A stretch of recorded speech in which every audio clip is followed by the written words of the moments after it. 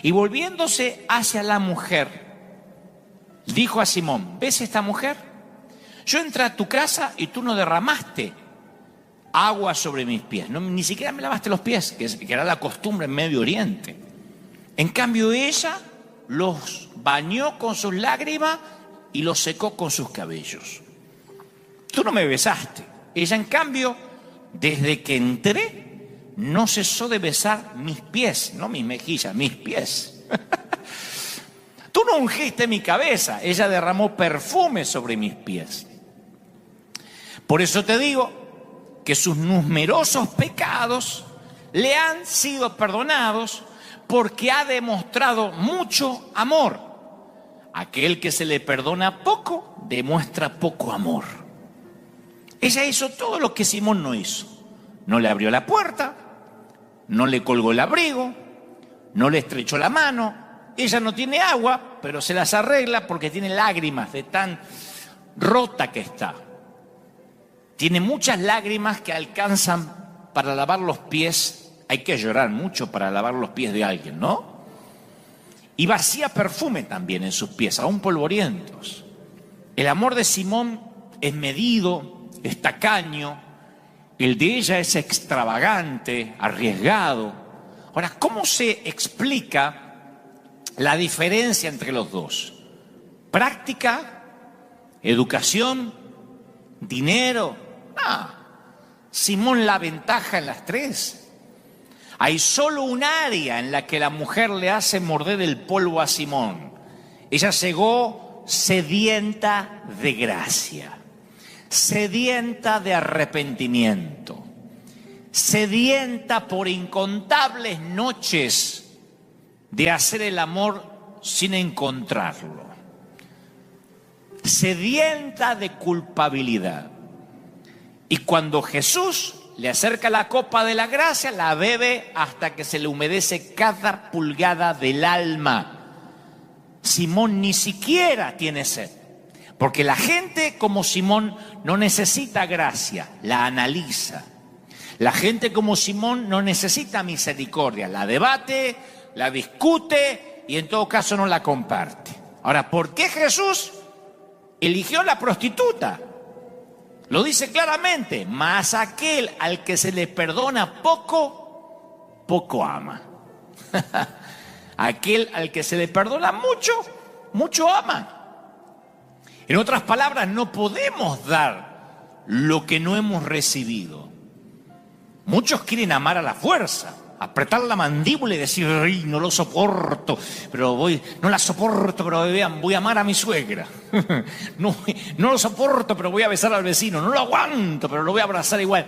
Pero el secreto para amar no es ese. El secreto para amar es recibir amor. Nosotros le amamos a Él porque Él nos amó primero, dice 1 de Juan 4:19. Entonces, ¿quieres aprender a perdonar? Bueno, piensa en las veces que recibiste perdón. Perdónense mutuamente, así como Dios los perdonó a ustedes en Cristo, dice Efesios 4:32. Pablo le escribe a la iglesia de Éfeso y dice: ese es el secreto para aprender a perdonar, saber que uno es perdonado. Isaías 61:10 dice: en gran manera me gozaré en Jehová. Mi alma se alegrará en mi Dios, porque me vistió con vestiduras de salvación. Me rodeó de manto de justicia. Me fascina eso. Como a novio me atavió, como a novia adornada con joyas. Isaías declara lo que el Señor hace cuando ama, viste, redime. ¿Conoces a alguien que necesita un manto de amor? ¿Alguien que necesita ser cubierto con misericordia? Digo, ¿alguna vez oíste a buitres o a chacales humanos destrozar el testimonio hablando mal de un siervo de Dios? Yo muchas veces. La pregunta es: ¿te quedaste callado cuando no tenías nada bueno para decir porque querías protegerlo con un manto de amor? Dijiste: bueno, si no tengo nada bueno para decir, me quedo callado. O dijiste: uy, sí, yo vi un videíto, te lo comparto. O donde el fulano dice una herejía. Y empezaste a divulgar la equivocación ajena. que pase, pero yo sé que esto no pasa con la gente que mira este servicio, pero en algunas partes, gente que no mira este servicio, yo sé que hace eso. ¿No sería maravilloso que apenas acusan a un hombre de Dios, a una mujer de Dios, a un ministro, salir a toda la iglesia o las organizaciones que dicen nuclearnos a decir, te metes con uno de nosotros y te metes con todos? ¿No sería espectacular? ¿No sería buenísimo que esas entidades que nuclean las iglesias y que a veces se jactan de decir nosotros tenemos no sé cuántas iglesias bajo nuestra cobertura, dijeran tocas a uno y tocas a todos? ¿Se imaginan una unidad así? Esa unidad no se muestra en desayunos de pastores, ¿eh? Esa unidad no se muestra en una reunión eventual, de tanto en tanto, en un estadio, en un lugar. No, esa unidad se muestra al cubrir y al levantar nuestros caídos. Sería fabuloso que si así como muchas veces se sacan comunicados para despegarse del leproso o del que dijo una frase poco feliz o para despegarse del que metió la pata, sacaran comunicados para decir es nuestro herido. Cuidado, porque somos familia y somos muchos. Aún la mafia se defienden entre sí. Aún los carteles de la droga, los que manejan los carteles, se defienden entre sí porque a su manera tienen códigos. Y no estoy haciendo apología de los carteles. No estoy haciendo apología de la delincuencia. Lo que digo es que yo veo como muchas veces organizaciones hasta políticas tienen sus códigos. Sería extraordinario que cubriéramos con amor, que ante la duda cubriéramos con amor. El querido Juan Carlos Ortiz siempre me dice, mira querido, cuando llegue al cielo, yo prefiero haberme equivocado por dar gracia y por amar, que haberme equivocado por hacer justicia y odiar. O sea que si me voy a equivocar, prefiero equivocar amando. Eso es lo maravilloso cuando uno está consciente que recibió mucho amor y tiene que dar mucho amor. Porque todos somos gente rota, como dice el título de este mensaje. Yo hablé esto en muchas ocasiones, pero sentí fuertemente, mientras preparaba el mensaje durante esta semana, que en este día especial Dios me volvía a decir, vuelve a hablar acerca de la gracia bien entendida. Génesis 3:21 dice, y Jehová hizo al hombre y a su mujer túnicas de pieles y los vistió. Yo tengo un mensaje llamado El Vestidor de Dios, donde profundizo respecto a esto, que Él fue el primer sastre en la mayor muestra de amor. No los vistió Adán y Eva Gianni Versace, ni Giorgio Armani, ni Hugo Boss, ni Oscar de la Renta, ni Carolina Herrera. El creador del universo los vistió. Y no es que les tiró la ropa así, sino que como una mamá le dijo, quédate quieto, Adán, a ver cómo te queda. Dios los cubre con un manto de amor, aun cuando ellos meten la pata. En la historia que todos conocemos, es el padre que sabe que va a echar al hijo de la casa, pero dice, abrígate. A mí me fascina eso. Abrígate, te estoy echando, pero abrígate antes de salir a la calle que hace frío. Alguien dijo, amo tanto a ese hombre que cada vez que lo mando a volar le digo, espérame que te acompaño. Vieron que a veces hay personas que aman tanto que lo mandan a pasear al otro y dicen, pero espera que voy contigo a donde te mandé. Bueno, Dios está haciendo algo similar. Los está echando del huerto, pero los abriga, no los deja ir desnudos. No dice, ¿qué me importa? Pecaron que se vayan desnudos. La primera reacción del padre al pródigo es cambiar su ropa. El hijo dice, papá, yo he pecado contra el cielo, he pecado contra ti. No soy digno de ser llamado tu hijo. Y el padre le dice a sus siervos, saquen el mejor vestido, el mejor vestido. No dijo, dale la ropa del último de los empleados. Fíjate si hay algo viejo ahí en el warehouse, en el galpón. No, el mejor vestido. Y vístanlo. Y póngale un anillo también. Y calzado en sus pies. A mí me fascina eso de tapar, de cubrir, de proteger. Porque es algo que como cristianos tenemos que heredar.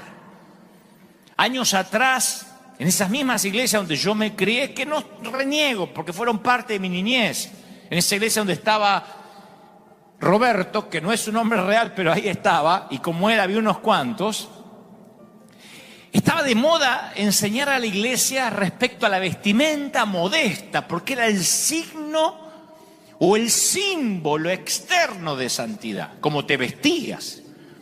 Si eras varón, cómo te cortabas el cabello, eso era determinante. No importa que algunas mujeres tuvieran una lengua bífida y hablaran de todo el mundo y fueran chismosas, si usaban el vestido largo y tenían un moño y un rodete gigantesco acá y no se teñían ni se depilaban, eran mujeres santas. Entonces, por años se enseñaban lo que podían y lo que no podían usar. Y nos limitamos a la apariencia externa. Y si el paciente estaba vestido decorosamente, estaba bien. No nos interesaba qué había debajo de las vendas, si había hemorragias. Como esta dama que cuando yo era chico llegó a la puerta de la iglesia y por traer un jean, que tampoco vino semidesnuda, era un jean, que para la iglesia era, como bien diría después el pastor, esto no es un burdel. Entonces la iglesia está llena de vestidos por fuera, pero heridos por dentro. Y necesitamos curar la causa del dolor. Un síntoma es un anuncio al cuerpo que algo anda mal. De hecho, hay médicos que no quieren recetar calmantes cuando tratan ciertas dolencias, porque dicen no, porque el calmante va a camuflar los síntomas que a mí me van a ayudar a diagnosticar el origen del dolor. Si le doy un calmante, se va a anestesiar y yo no voy a saber qué es lo que le está pasando. Entonces a veces ni siquiera calmantes dan hasta no dar con el diagnóstico. Y la sana doctrina ha sido el calmante ingerido por la iglesia.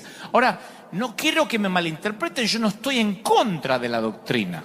Lo que digo es que cuando es solo un puñado de doctrinas, como tantas veces Dios nos ha hablado estos fines de semana, cuando solamente es un puñado de doctrinas, un puñado de reglas, un puñado de códigos de ética, solo calma el dolor, pero esconde la causa de la enfermedad.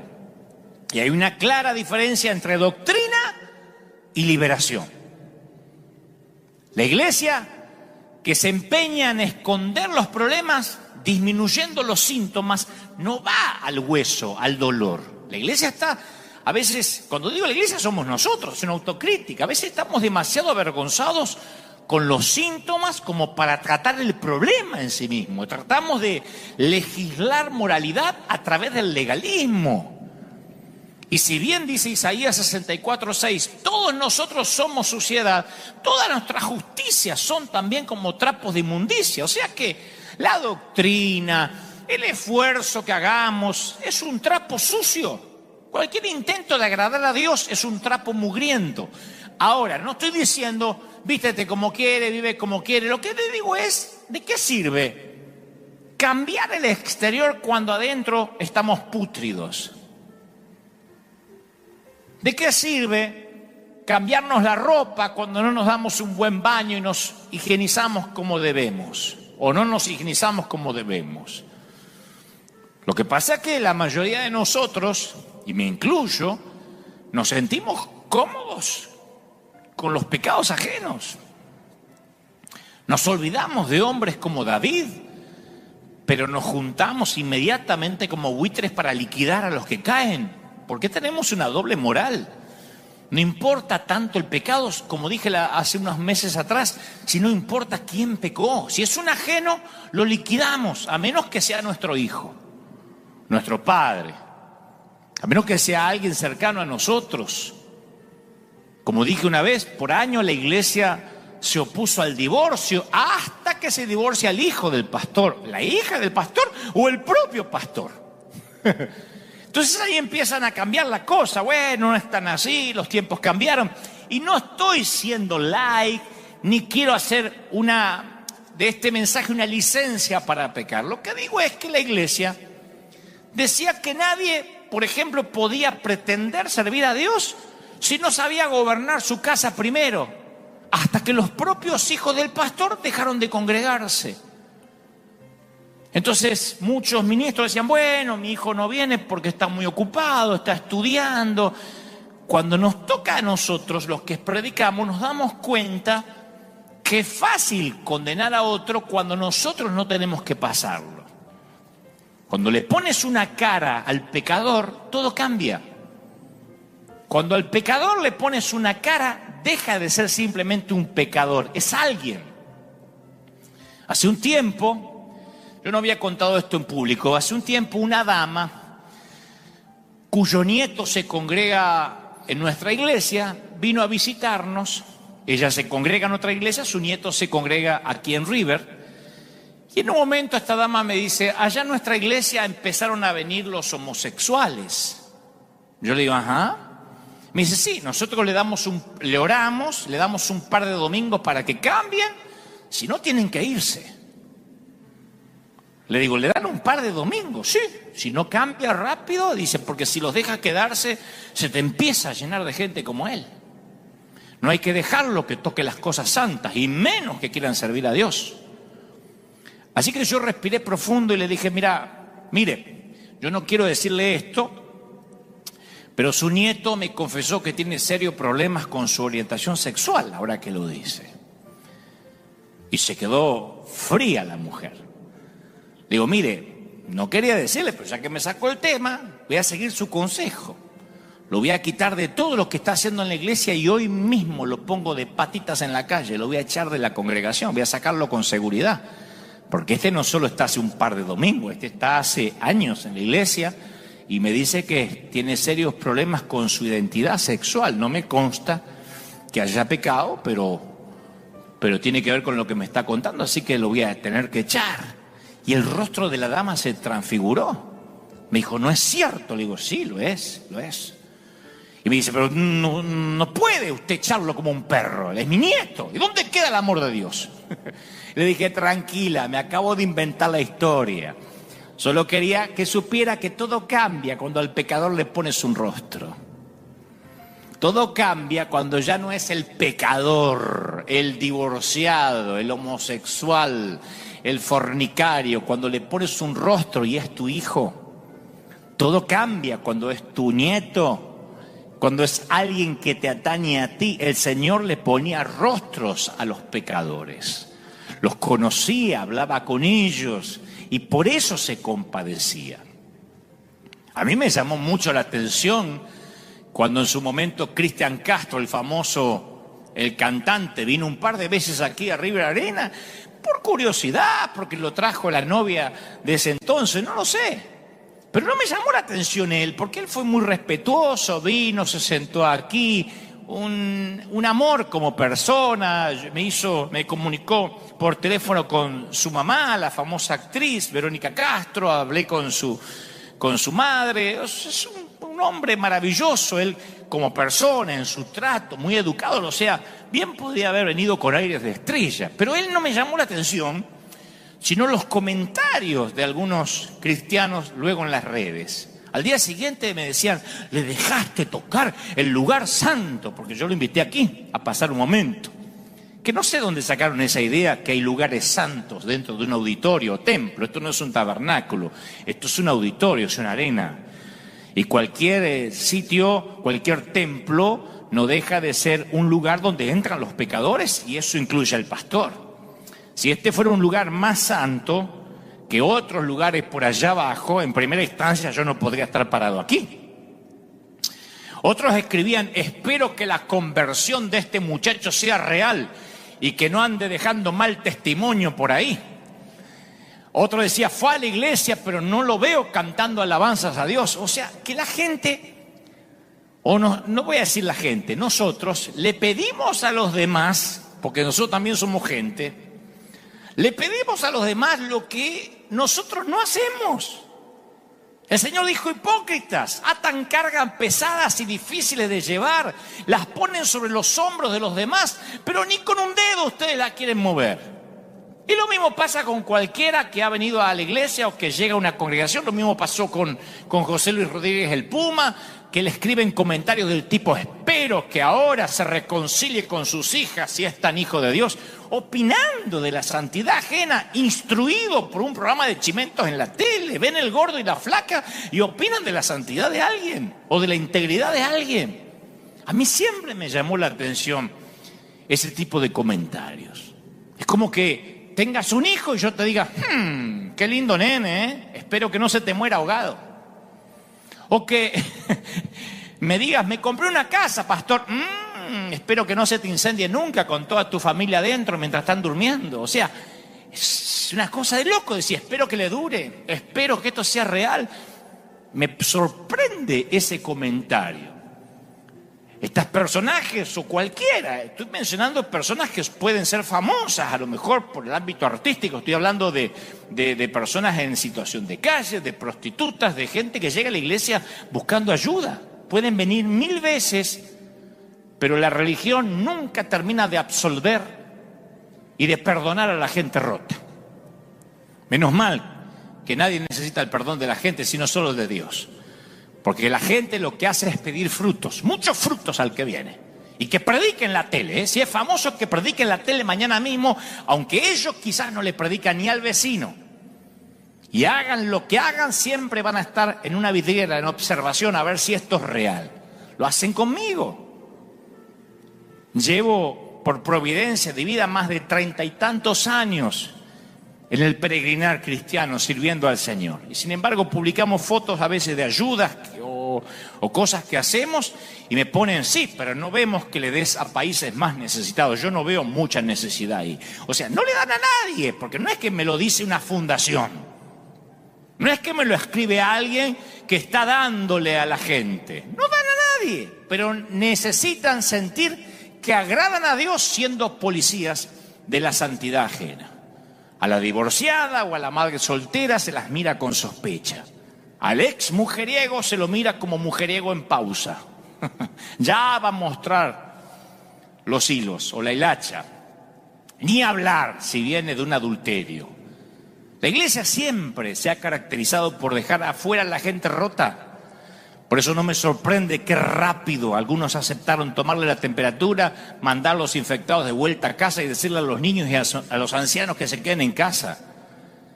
La nueva normalidad no es un invento de la pandemia. Yo la viví como ayudante de Roberto hace 40 años atrás. Ya había una nueva normalidad de dejar los infectados afuera. La única diferencia: no se le tomaba la temperatura ni le ponían alcohol en gel en las manos. Pero apenas se discernía que estaba infectado, lo mandábamos de vuelta o lo hacíamos sentir incómodo. Si es que no quedaba otra que la persona entraba, se le hacía un hueco, se le hacía sentir incómodo, como diciendo: no perteneces aquí, no te vistes como nosotros, no hablas como nosotros, no te peinas como nosotros, no saludas como nosotros. Y la gente rota de pronto llega al hospital y encuentra que el hospital ya no es un hospital, que el hospital es un museo. Por eso pienso que esta pandemia nos va a hacer reflexionar a muchos. Nos hace pensar el propósito, la legitimidad de la iglesia. Hace muchos años, mis padres, muchos años, mucho más chiquitos que 14, yo tendría unos 5 años, porque cuando cumplí 7 fue que ellos conocieron al Señor. Así que presumo que en el año 1972 o 73 mis padres tuvieron una discusión. Como yo era chiquito no entendía de qué discutieron, pero sí mi papá guardaba un arma en el cajón de la mesa de luz y yo recuerdo muy nítido hasta hoy cómo fue. La buscó, cargó un par de balas y se dirigió al galpón, el fondo, el donde él tenía su improvisada carpintería, y llorando decía: me voy a quitar la vida, y mi mamá corría detrás diciendo: no lo hagas. El cáncer de mi mamá había llegado para complicarlo todo, mi padre estaba siempre borracho, pero ahora, después de muchos años, me doy cuenta que hay ciertos temores que fueron grabados en mi alma cuando yo era chiquito. que las viejas heridas tienen una memoria muy buena, pero unas destrezas interpretativas abismalmente pobres. Si bien es cierto que el dolor mantiene los recuerdos frescos, también oculta la verdad y evita que entiendas lo que ocurrió en realidad. Los niños a veces parecen ver y escuchar todo, pero con frecuencia interpretan incorrectamente la información. Y yo interpreté incorrectamente lo que pasaba. Era algo sórdido. Realmente mi papá intentó quitarse la vida y no sé qué pasó allí en el galpón, en el fondo, porque mi mamá le quitó el arma y no ocurrió. Pero yo llegué a conclusiones equivocadas. Como muchos que ahora me están viendo en cualquier parte del mundo, que por ejemplo dice, es que el matrimonio de mis padres llegó a su fin porque yo tuve algo que ver ahí. Inevitablemente personalizamos lo que ocurrió. ¿Se habría quedado papá en casa si yo hubiese ordenado mi cuarto? Hay niños que piensan eso. ¿Será que mamá nos abandonó porque yo no la ayudaba a juntar los platos de la mesa? ¿Qué hubiera podido hacer? ¿Qué hice? Tiene que haber sido mi culpa. Y eso es lo que yo pensé cuando tenía 4 o 5 años. Porque mi padre, cuando iba para el fondo a quitarse la vida o a intentar quitarse la vida, me miró con odio y me dijo, es tu culpa, porque él estaba muy dolido por la enfermedad de mi madre. Cuando ella se embarazó, apareció el cáncer. Entonces tuvo que decidir si darme a luz o tratar de producir un aborto para preservar su cuerpo, y ella decidió que me tendría igual. De alguna forma yo no sabía todavía esa historia, pero sí mi padre me vio con odio o con resentimiento en ese momento. Estaba completamente borracho, no conocía al Señor. Yo amaba a mi padre y en mi mente de chiquito él no podía estar equivocado. Si él me miraba con odio es porque algo terrible había en mí. Y yo decidí que nunca más iba a permitir que alguien se acercara a mí lo suficiente como para ver lo que mi papá había visto en mí. No sé qué vio malo, pero yo dije, nadie se va a acercar mucho a mí. Nadie se dará cuenta que algo está mal conmigo. Esa mortal estrategia también afectó mi relación con Dios. Porque yo decidí ser el perfecto hombre cristiano para que así Dios nunca viera en mí nada que hiciera que dejara de amarme. Yo no hubiese podido soportar una mirada de Dios como la mirada de mi papá en aquel entonces, que insisto, estaba borracho, yo era un chiquitito, interpreté mal, después él se entregó al Señor, todo cambió. Pero esos momentos, esas situaciones marcan. Y esos momentos se transforman en una senda que muchos siguen recorriendo hoy en día. Yo escucho a mucha gente que lucha con una imagen distorsionada de sí mismos, usualmente por sucesos que ocurrieron en el pasado. No, es que mi mamá me dijo que yo era tóxica y ella tenía razón, porque yo daño todo lo que toco. Soy una mujer dañada. Y a quien toco yo me relaciono de manera enferma con esa persona, de manera obsesiva, y tengo relaciones disfuncionales y todo lo que toco lo arruino. Por eso es que me intento alejar, dicen algunas damas, arrastrando quién sabe qué del pasado. Otras dicen, mi esposo es un abusador, pero bueno, yo me lo merezco, yo me merezco ese tipo de hombre. O mi esposa me maltrata, pero yo me merezco ese tipo de mujeres. Otras mujeres dicen, cuando me miro en el espejo, todo lo que veo es una mujer gorda, llena de estrías, de arrugas, que no merece que la quieran. Me voy a quedar soltera para siempre. ¿A quién le va a gustar compartir la vida conmigo? No puedo tener hijos, dicen otros. Creo que Dios me está castigando por cosas que hice en el pasado. Y el tema siempre es el mismo. ¿Qué hay de malo conmigo? Las viejas heridas realmente tienen buena memoria. Y a mí me rompe el corazón darme cuenta que aunque Cristo murió para darnos libertad, algunos seguidores de Cristo parecen ser cautivos de esa falsedad, de esa mentira. Y van rotos por la vida. Y entonces un día corren a la iglesia pensando en que tal vez encuentren la sanidad en una congregación, en un lugar donde se predica a Cristo, y se encuentran con que le hacen notar que está roto. Y que por estar roto no va a ser amado y no va a ser aceptado, y que tendrá que cambiar primero y arreglarse por su cuenta antes de entrar a este museo de santos. Qué diferente es como el Señor veía a los pecadores. Génesis capítulo 3, versículo 8 narra que con el viento de la tarde el hombre y su esposa oyeron que Dios iba y venía por el jardín, así que corrieron a esconderse entre los árboles. Ellos ya habían pecado, habían comido del árbol que no tenían que comer. Nunca habían escuchado la palabra esconderse. Esa palabra no formaba parte de su vocabulario. En ese momento se percataron de su desnudez, se sintieron profundamente avergonzados.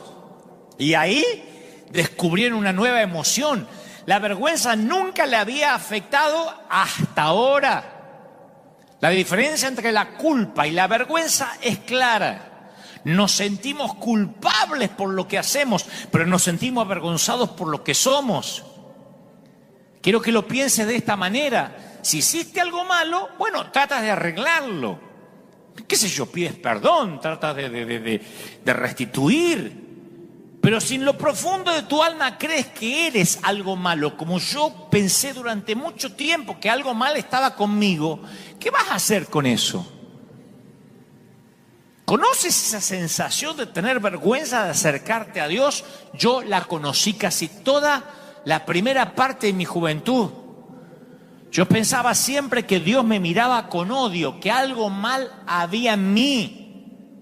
Y ahora Adán y Eva tienen ese instinto que a mí me parece familiar, porque ellos no corrieron hacia Dios o se tiraron a sus pies y le explicaron lo que había ocurrido.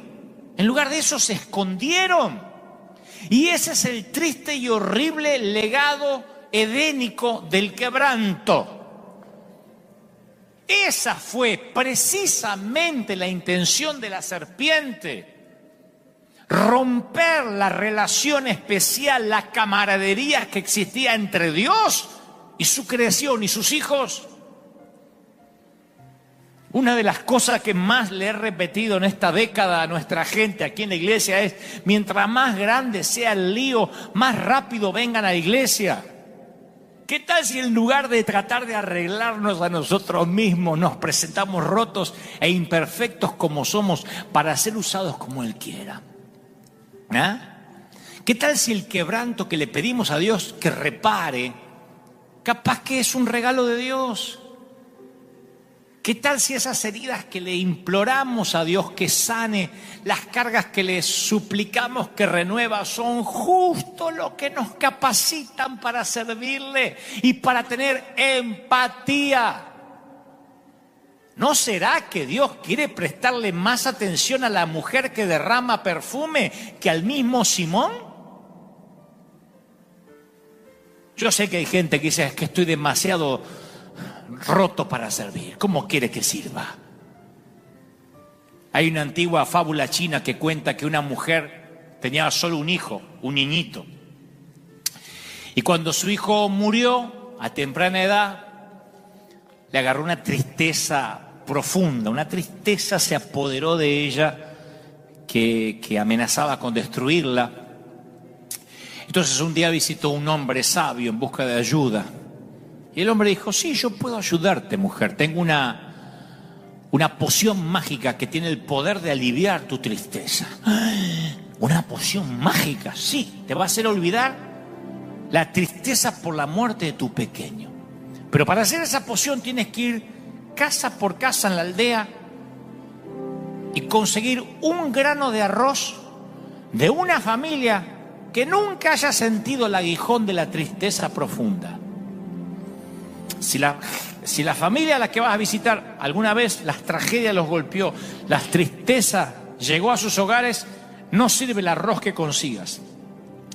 Tiene que ser un grano de arroz de una familia que nunca haya sufrido. Y ella comenzó desesperadamente a visitar una familia tras otra y ella descubrió que a aquella familia no se le había muerto un chiquito, pero sí el padre.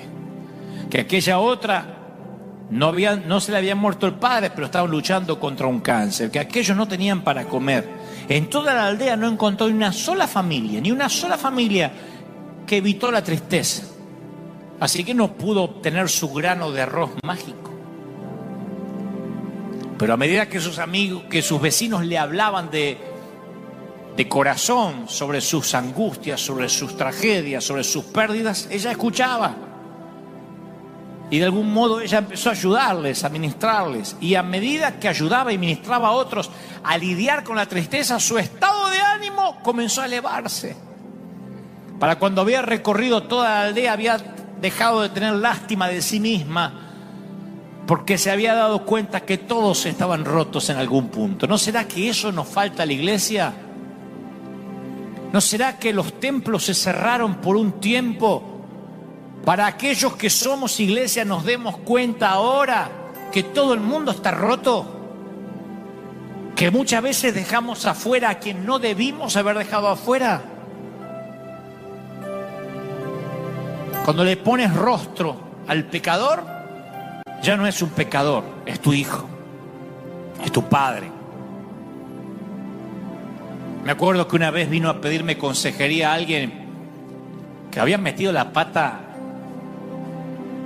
feo, ya por segunda o tercera vez, si no me equivoco. Y no me podía mirar a los ojos.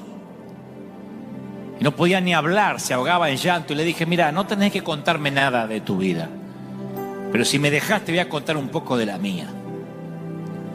Y le conté algunos momentos oscuros míos. Y le dije, ¿sabés qué descubrí? Que Dios vive muy cerca del suelo, pegadito a aquellos que estamos rotos. Y alzó la vista y me miró a la cara.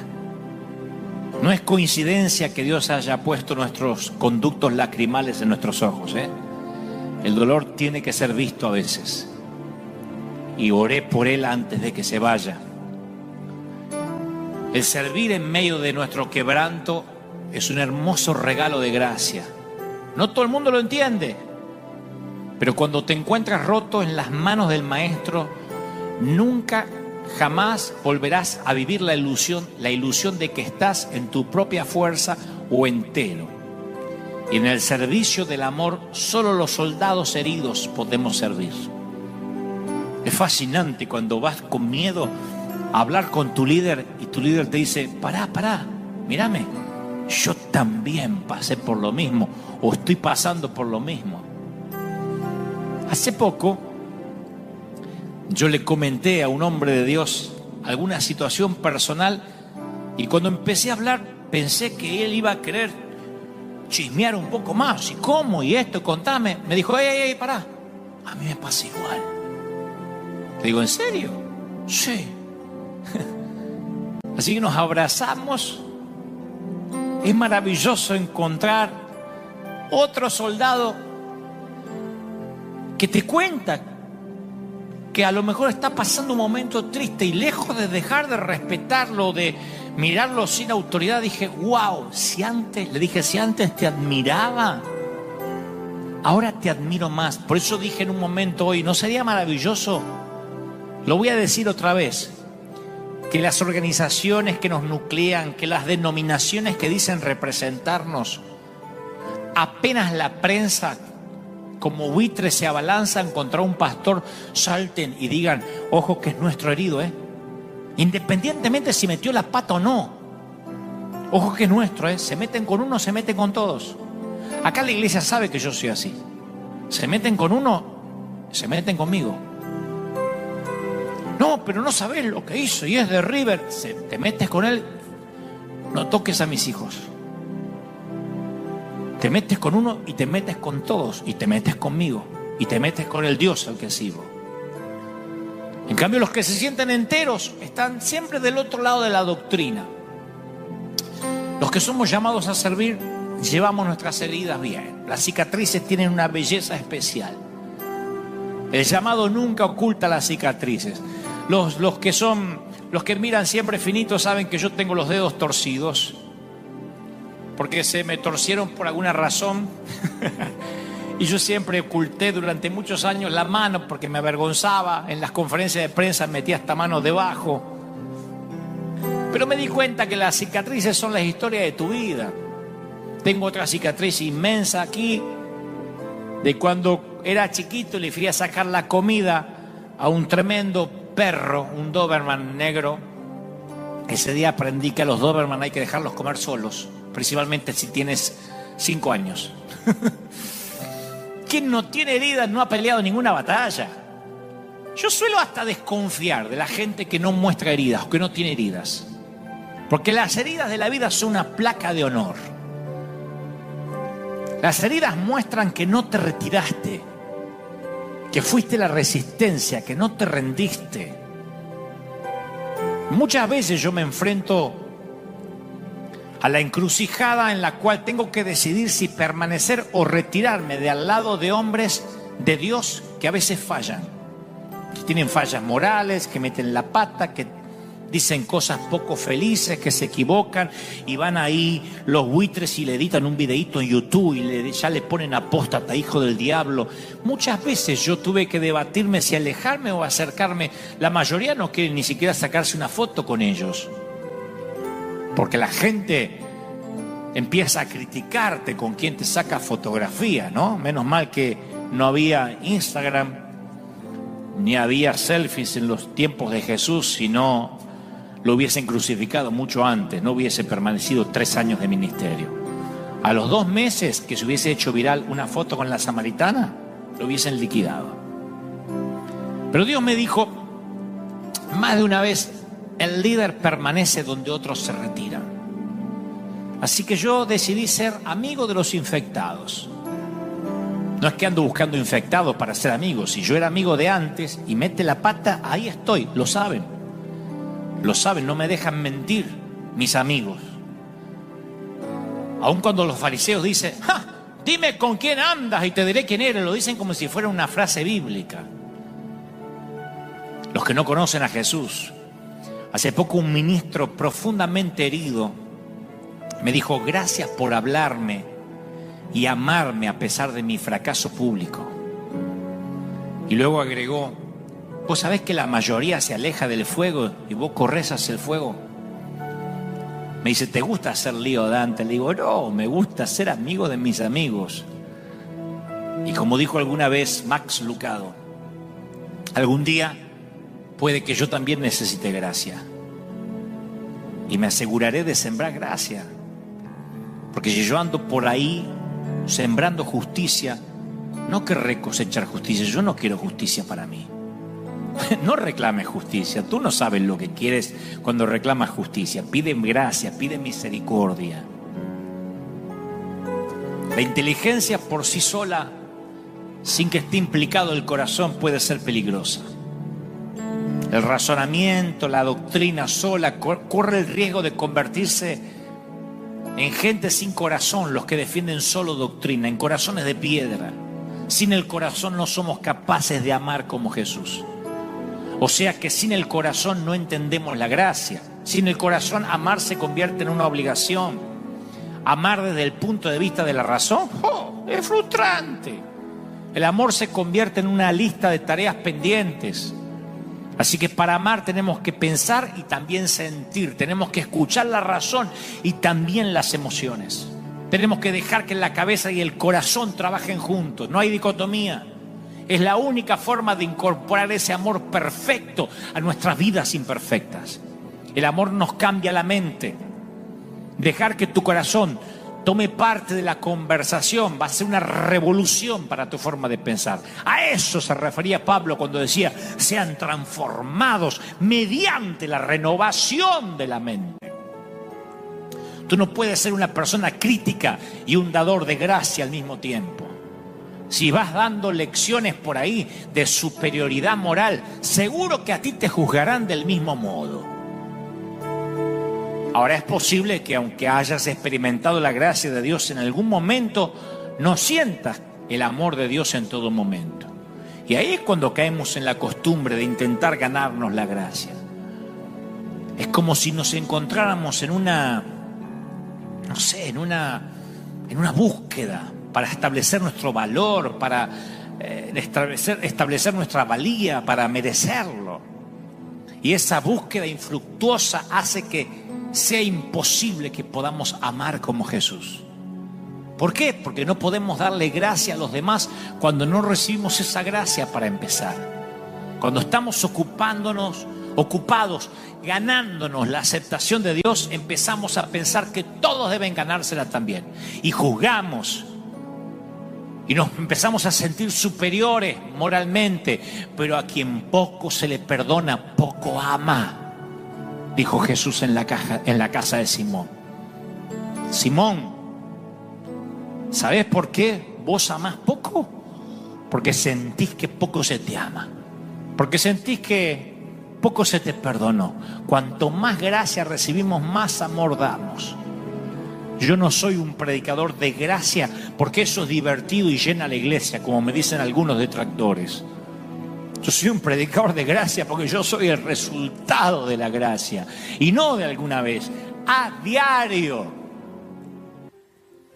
Una vez, hace relativamente poco, fui a una boda y me encontré con un muchacho que se congregaba aquí, que tuvo un serio problema matrimonial, se divorció y un día desapareció. Y ahí estaba en la boda, porque resulta que vino para estar con quien se casaba.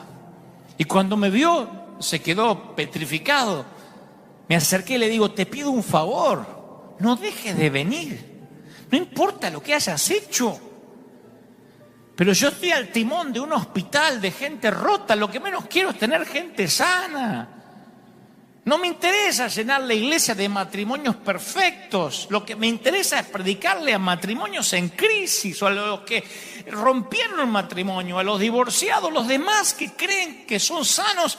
No me interesa. El Señor dijo, yo no vine para los sanos, vine para los enfermos. Por eso a mí no me cuaja esta nueva normalidad de los gobiernos de decirle a la iglesia quién entra y quién no entra a la iglesia. Porque ojalá dijeran que entren los enfermos y que los sanos se queden afuera. Eso yo lo hubiese aceptado, de verdad. Si hubiesen dicho los que están sanos que se queden afuera y los enfermos bajo su responsabilidad que entren todos, eso hubiese querido que ocurra. Aunque después alguno va a poner, y si eres tan valiente, ¿por qué no vas a un hospital? Claro que fuimos a orar por gente enferma con el COVID-19 y no nos pasó nada. Porque mayor es el que está en nosotros, mayor es nuestro llamamiento. Y si tengo que perecer, que perezca, dijo Esther cuando fue a ver al rey. Si se trata de un llamado que es más importante que la vida, lo diré tantas veces hasta que quede claro. Pero trágicamente, la confianza que se rompió en el Edén dificultó muchísimo que corramos a Dios cuando metamos la pata. Cuando metemos la pata y menos que corramos a la iglesia. Cuando siente que has caído, que has fallado a Dios de alguna manera, ¿cómo uno responde? ¿Cómo respondes? La mayoría de nosotros quiere esconderse. ¿Qué decimos? No voy más a la iglesia con la que me mandé. No, yo no tengo cara para ir a adorar a Dios. Fíjense el subconsciente colectivo cómo nos dice que hay que tener cara de santo para adorar a Dios. Ahora los pecadores no pueden adorar a Dios, tienen que adorar a los santos. Para mí entonces que no adora a nadie. Fíjense cómo el subconsciente colectivo nos engaña, que decimos, no, cuando yo me sienta mejor voy a ir a la iglesia. Yo ahora tengo una vida que la verdad, si voy a la iglesia Dios me fulmina, ¿no? Te fulmina a lo mejor el religioso, el fariseo, pero Dios no. Dios va a mandar a que te pongan el mejor vestido, aunque todavía huelas a puerco. Alguno podrá decir que esto es liberalismo, humanismo, pero esto es Biblia, esto es teología pura. Nosotros somos los que queremos huir, tratar de enmendar las cosas o arreglarlas un poquito por nuestra cuenta. Luego entonces, y después entonces, luego que arreglemos todo, entonces iremos a Dios y le explicaremos todos. Pero eso no resultó en el Edén, no resultará ahora. Ellos no pudieron ocultarle a Dios que estaban rotos y desnudos. Y yo sé que tú también te has estado escondiendo en ese sótano húmedo por mucho tiempo. Cuando el día comenzó a refrescar, el hombre y la mujer oyeron que Dios andaba recorriendo el jardín. Y entonces corrieron a esconderse entre los árboles. Adán y Eva no sabían cómo enfrentar su fracaso. Y nosotros tampoco. No nos escondemos ya tras los árboles, pero tenemos formas más sofisticadas de lidiar con la culpa. Algunos anestesiamos la culpa. Con una botella de tequila, con una obra de pornografía en internet. Y la culpa desaparece mientras que dura el happy hour, pero después aparece cuando regresamos a casa. Otros niegan la culpa. Pretenden que nunca tropezaron, ingenian un plan para encubrir la mala decisión. Una mentira lleva a la otra, ajustan la segunda historia para que se ajuste con la primera historia y piensan, ¿cómo puedo seguir manteniendo esta farsa? Tercero, son los que minimizan la culpa.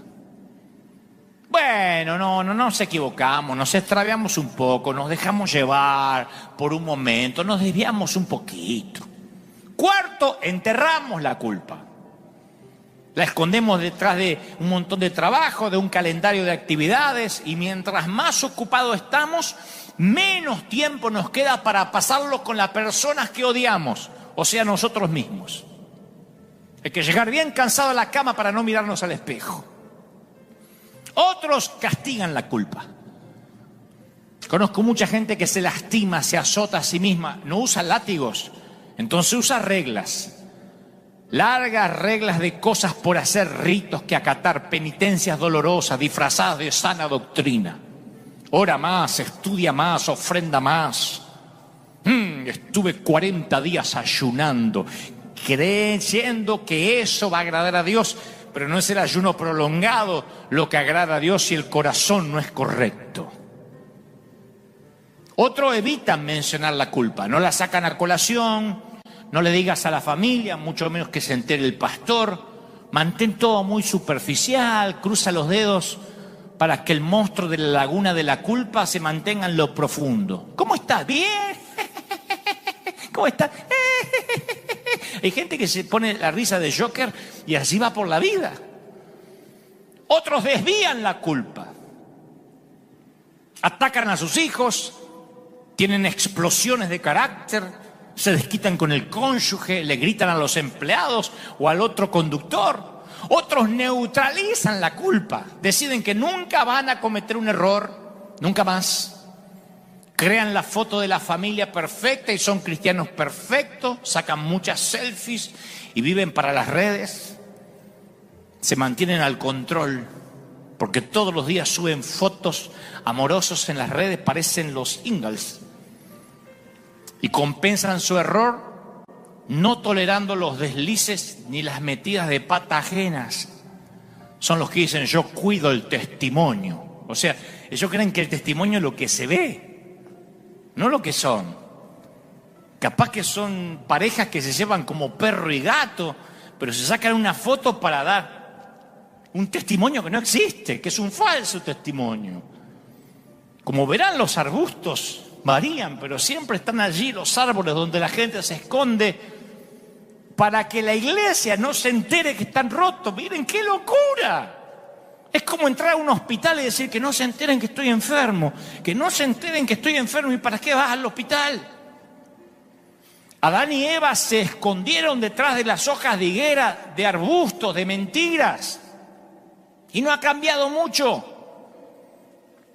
Nunca, escucha esto, nunca ha sido ni más ni menos salvo que el momento que fuiste salvo por primera vez. Aunque esto cause urticaria en la teología de alguien. Puedes creerlo o no, sé lo que te digo por experiencia con el Señor. Ninguna mala acción descuenta tu salvación. Ninguna buena acción la enriquece. Tu salvación no tiene que ver contigo, sino con la cruz. No te ahogues en la cloaca de tu propia condenación. Amamos nuestros escondites para que no sepan cómo somos. Algunos se esconden en la comida, porque es lo único que pueden tener algún tipo de control. Otros se esconden en las cosas. Un par de zapatos más, un bolso más, un vestido de diseño más. Y me voy a sentir mejor. Pero nunca nos sentimos satisfechos. Siempre vamos a necesitar una cosa más. Otros se esconden en las relaciones. Tal vez eres de esas personas que pasan de una relación a otra y siempre encuentras defectos en la otra persona. Dicen, no puedo encontrar al hombre o la mujer ideal, porque no te hacen sentir de la manera que quieres sentirte. Como no te hacen sentir como quisieras sentirte, el problema está contigo, donde quiera que vayas, no en el otro. Otros se esconden en el ministerio y en el servir a Dios. Ese fue el escondite que yo escogí por años. Porque después de la mirada de mi papá y después de estar en una iglesia donde había personas como Roberto que decían hija del diablo, mientras que la mujer se fue porque tenía jeans, y donde su pastor la felicitó porque le dijo, bien que no la dejaste entrar porque esto no es un burdel. Cuando te crías en una iglesia así, cuando creces, te escondes tras el arbusto de servir a Dios. Y por años, aun cuando yo inicié, aun cuando empecé a predicar por providencia divina en estadios, yo estaba ahí para todo el mundo, pero nadie podía ver mi yo real. Yo no era como ahora, yo no predicaba lo que ahora. Si algunos dicen cambiaste, sí, yo no era auténtico. Yo sentía que si te ayudaba, si oraba por ti y compartía el amor de Dios contigo, entonces me iba a sentir bien. Y nunca te iba a permitir que te acerques demasiado, en caso de que pudieras ver lo que en realidad mi padre había visto cuando yo tenía 5 años o 4 años. Hay un montón de gente que se esconde tras el ministerio y reemplaza el amar a Dios por el servir a Dios. Tal vez hayas escogido un lugar diferente, un sótano diferente. Quizás tus escondites son tan oscuros y tenebrosos que ni siquiera puedes identificarlos, pero sientes a través del Espíritu Santo que te estás escondiendo ahora mismo. Poco después que Adán pecó, Dios lo llamó y le preguntó, ¿dónde estás tú? Génesis 3:9. ¿Dónde estás tú? ¿Dónde estás? ¿Dónde te metiste? Y la Biblia no nos da la inflexión en la voz del Señor cuando llamó a Adán. Yo no creo que sonó algo como ¿dónde demonios te metiste? No, yo pienso que sonó hasta triste. ¿Dónde estás, Adán? ¿Perdiste algún día un nene, aunque sea por unos pocos minutos en el shopping, en el mall, en una tienda? Yo estoy seguro que si preguntas dónde está tu hijo, hay angustia en tu voz. ¿Dónde estás? Yo creo que la pregunta de Dios estaba impregnada de gracia. El Señor no le preguntó, ¿por qué te estás escondiendo? En lugar de eso le preguntó, ¿dónde estás tú? ¿Puedes notar la diferencia? Si Dios hubiese preguntado, ¿por qué? ¿Por qué comiste? Habría empujado a Adán y Eva mucho más adentro del huerto y la vergüenza que ya sentían. Así que le preguntó, ¿dónde estás? Él tiende a que salgamos del escondite. ¿Cómo estés? ¿Cómo huelas? Ese es el corazón de Dios para cada uno de nosotros hoy en día.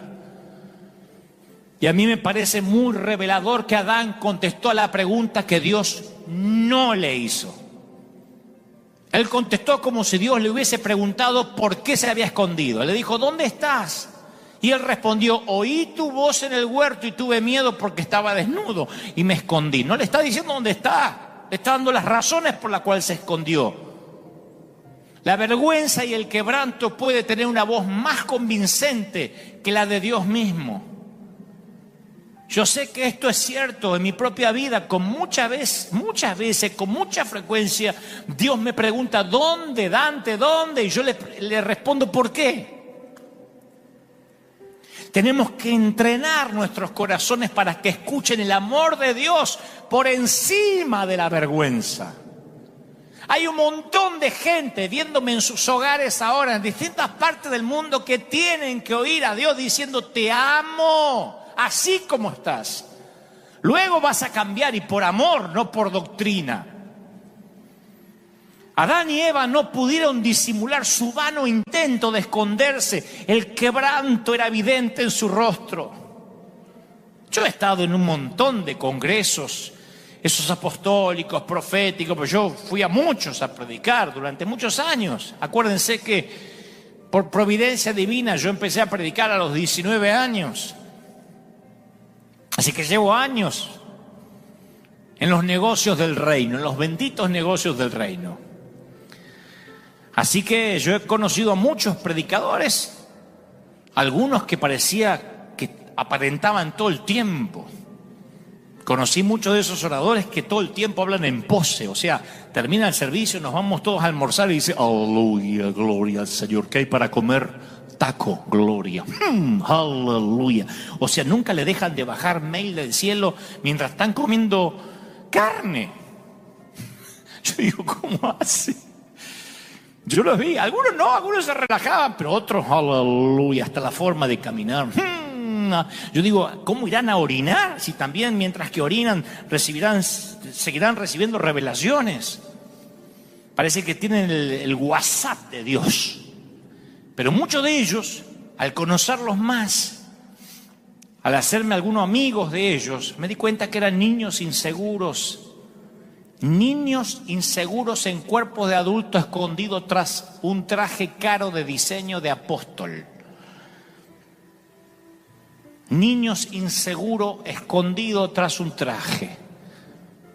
Preocupados, no todos, algunos de esos inseguros, preocupados si se los mencionaba o no, preocupados en mostrar que son tan públicos que necesitan seguridad privada porque alguien los quiere secuestrar, qué sé yo. Pero esas simples hojas de higuera no ocultan el dolor. Y menos sirven para ocultar el quebranto. Cuando nuestro Padre amoroso vio el patético intento de Adán y Eva por cubrirse, Él dijo, eso no va a ser suficiente. La Biblia dice que Jehová hizo al hombre y a su mujer túnicas de pieles y los vistió, no mandó que un ángel los vista. No dijo, a estos tipos no los quiero ni ver, agarrá que un ángel les tire un poquito de ropa y que se manden a mudar. Él los vistió. De hecho, si serían cubiertos, algo tenía que morir para que ellos sean cubiertos, porque los vistió con pieles. ¿De dónde salen esas pieles? ¿De animales? Miren qué metáfora más hermosa de Cristo, que invertiría su sangre para cubrirnos a todos. ¿Dónde sacó las pieles? No las sacó de un closet. Algunos animalitos tuvieron que morir para que ellos se vistieran con pieles que no eran sintéticas, Ya no tienes que esconderte. Eres amado tal cual eres. Qué lindo decirle a la gente, no necesitan ponerse una máscara. Si Dios te ve tal cual eres, no tienes que pretender estar bien siempre. Si te atreves a probarte este atuendo que Dios ha hecho para ti, te darás cuenta que está bien, que a veces estés mal. Yo tengo un mensaje que se llama, está bien que no estés bien. Y aunque parece un juego de palabras, lo tenemos que aprender. Mi padre no tenía razón. Yo no ocasioné el cáncer de mi mamá. Yo era un bebé, yo no podía decidir nacer o no nacer. Pero aún así necesité que Dios me cubriera y me hiciera olvidar la vergüenza y me quitara la culpa. Y obviamente hiciera que pudiera amar a mi padre.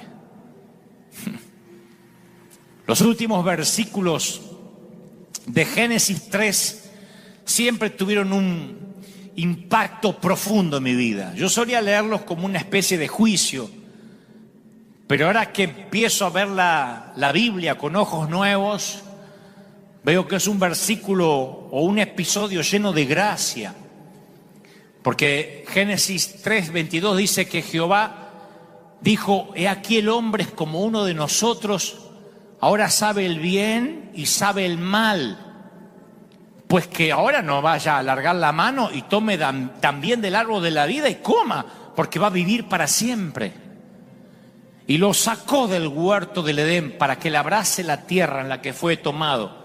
Dios dice: este ya sabe el bien y el mal. Si come del árbol de la inmortalidad, no se muere más. Entonces echó al hombre y lo puso al oriente del huerto del Edén, y puso querubines y una espada encendida para guardar el camino del árbol de la vida. Puso a un ángel, ese era un Jedi, con una espada para que no se acercaran más. Tú dices: ¿y a dónde está la gracia en ese pasaje? ¿Dónde hay amor ahí? ¿Cómo estos querubines, centinelas y una espada de fuego puede pretender mostrar gracia? Sí, la respuesta está que Dios dice: para que no alargue la mano y tome del árbol de la vida y coma y viva para siempre. ¿Te puedes imaginar qué habría pasado si Dios les hubiese permitido a Adán y Eva quedarse caídos en el jardín y comer del árbol de la vida? Habrían vivido para siempre rotos, eternamente miserables. Hubiesen vivido para siempre arruinados por la culpa, para siempre temerosos, para siempre vacíos, muy vacíos. Su vida eterna se hubiese convertido en un infierno eterno. Dios los amó tanto que no quería que vivieran eternamente llenos de pena, de vergüenza, de amargura, de remordimiento, porque a medida que pasaron los siglos y los milenios, se hubiesen seguido escondiendo de Dios. ¿Alguien sabe lo que estoy diciendo? ¿Alguien sabe a lo que estoy concluyendo? ¿Que la muerte física puede ser un regalo de gracia? Sí. Por eso no hay que tener miedo ni a la pandemia, ni a la enfermedad, porque hasta la muerte es un regalo de gracia. Si no mueres, ¿cómo vas a nacer otra vez? La gracia también es eso. A Dios le gusta todo tipo de gracia. Él no se conforma con una talla única de gracia. ¿Recuerda cuando Pedro dijo la multiforme gracia de Dios en 1 de Pedro 4:10? Otros traducen la frase la gracia de Dios en todas sus maneras. El apóstol Juan dijo que Jesús vino a nosotros del Padre lleno de gracia y de verdad. Él no quiso decir que a veces Jesús tenía mucha gracia y poca verdad, y en otras ocasiones tenía toneladas de verdad y poca gracia. No, gracia y verdad equitativamente, por igual. ¡Aleluya! Alguien tiene que decir amén. Una vez escuché la frase que en el servicio del amor solo los soldados heridos pueden servir, la gente rota puede servir. ¡Qué declaración poderosa! Pregunto, ¿qué tal si nuestras heridas más profundas son justo lo que Dios necesita para que su gracia fluya a los demás? ¿Qué tal si Roberto, el que empezó el mensaje tarde no sabe qué Roberto estoy hablando, pero qué tal si Roberto, nombre ficticio por supuesto para preservarle la identidad si aún vive, hubiese sido consciente de lo roto que él estaba, hubiese tenido gracia hacia la mujer rota que llegó, pero él se consideraba perfecto, él guardaba la sana doctrina porque se cortaba el pelo a lo militar y usaba una corbata bataraza así gigantesca con una gallina peleando con un cóndor así grandote y decía aleluya, gloria a Dios, y un pañuelo de 4 puntas que se le asomaba y el pastor estaba orgulloso de él, así que él no tenía por qué tolerar gente rota.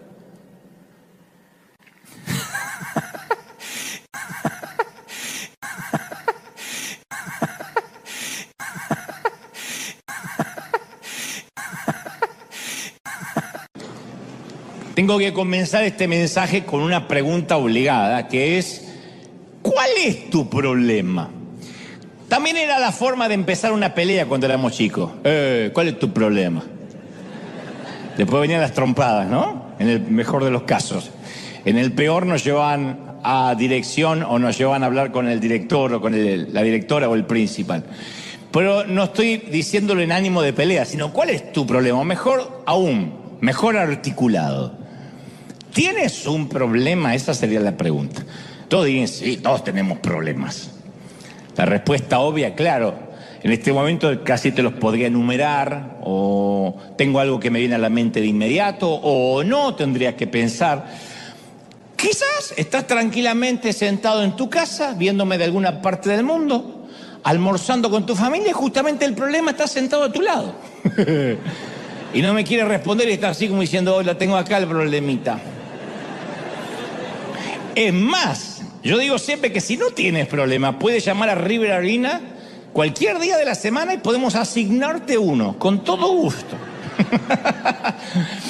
Pero hablando en serio, creo que somos definidos por nuestros problemas. Nos definen nuestros problemas.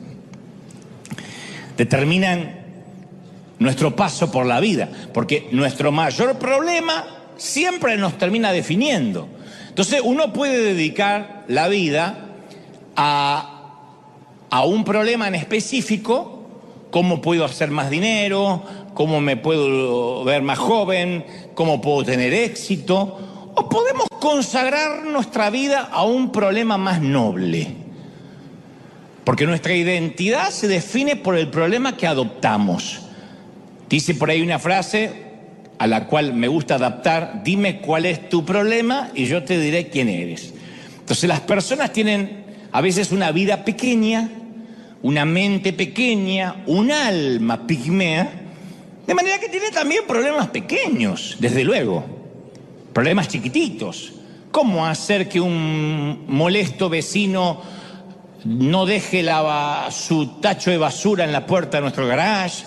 Decidir qué celular van a comprarse, decidir qué película van a ver, qué peinado hacerse, cómo lograr que las arrugas se vean menos, cómo lidiar con algunos compañeros de trabajo, cómo hacer que la suegra no venga para Navidad, o cómo tener más seguidores en las redes, cómo generar más contenidos para lograr más like. O sea, las personas con mentes pequeñas se ocupan todo el tiempo de cosas pequeñas.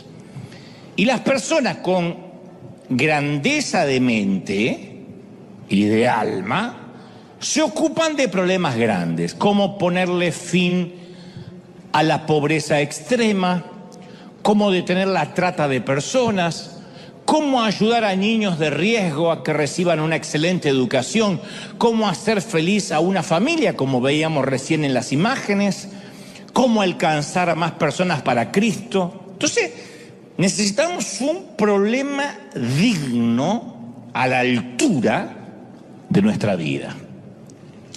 Porque si no tenemos un verdadero problema, es que no tenemos un problema real. Lo que tenemos es una vida problemática, que es diferente a un gran problema. La vida es enfrentar y resolver problemas. Entonces yo pensaba esta semana y meditaba que siempre que Dios llama a alguien, comisiona a alguien, nos llama a enfrentar un problema. Siempre es eso. El crecimiento, la madurez no es la habilidad de evitar los problemas. De hecho, ni podemos criar a nuestros hijos así. Decirle cuando sean grandes no van a tener problemas. No, hay que alertarlo de que los problemas van a ser más grandes que un compañerito que les hace bullying. Van a tener que enfrentarse a la vida. Entonces, ¿qué es crecer? Es la habilidad de hacerle frente a problemas más grandes, más complejos. Entonces deberíamos preguntarnos periódicamente unos a otros, ¿tienes algún problema digno de tu vida? ¿A qué cosa por resolver le dedicas gran parte de tu vida? ¿Qué es lo que intentas resolver? En otras palabras, me voy a poner más profundo o más poético. ¿De qué manera el mundo va a ser diferente o es diferente por el simple hecho de que tú vives en este mundo? ¿Cuál es tu cambio, aunque sea una semillita, aunque sea un granito de arena? Las personas que seguimos a Jesús nos hacemos esa pregunta: Señor, para encarar, ¿qué problema te gustaría usarme? ¿Me vas a usar para encarar qué tipo de problema, de síndrome? Los seguidores de Jesús aceptamos los problemas con intención. Decimos, sí, intencionalmente quiero que me use para resolver ciertos problemas, porque eso es parte de nuestro llamado. Y cuando alguien pregunta, como dijimos en las semanas pasadas, Señor, ¿cuál es la voluntad de Dios para mi vida? En realidad está preguntando a qué tipo de problemas me voy a tener que enfrentar por el resto de mi vida. ¿Con qué voy a tener que lidiar? Porque quien tiene la carga de los niños con hambre van a tener que enfrentar grandes problemas, se van a tener que pelear con grandes holding, con políticos, con políticas ridículas, con poderes hegemónicos, con gente que se aprovecha, con los que no llevan la ayuda donde deberían llevarla. Entonces vas a tener que enfrentar problemas. No va a ser fácil simplemente porque quieres ayudar. Y una de las cosas que confirma nuestro llamado es que cuando algo nos enoja mucho o nos conmueve el corazón de manera recurrente, es un danger, danger, danger, alarma, que por ahí puede que esté surgiendo un llamado. Porque cada uno de nosotros es la respuesta a un problema. Cada uno de nosotros nació y se mantiene vivo porque somos la respuesta a determinado problema. Entonces, cuando algo te enardece, algo te hace hervir la sangre, y dices, por ejemplo, pero alguien tiene que hacer algo respecto a esto. Hay algunos que tienen sangre de sapo, que ven pasar la vida y miran los dibujitos, cambian de canal, ven una bomba que explota en Medio Oriente y miran los dibujitos al revés. Le da lo mismo. Pero hay gente que le hierve la sangre ante la injusticia. Ese es el llamado o el comienzo del llamado verdadero. El pastor Bill Hybels llama eso el momento Popeye. Algunos deben recordar a este personaje, los memoriosos. La mayoría acá son todos de veinteañeros, pero los otros deben recordar.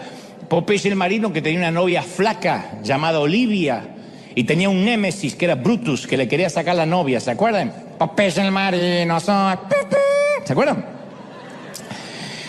Y cuando Popeye se ponía loco, se comía su lata de espinacas y le salía una fuerza sobrenatural.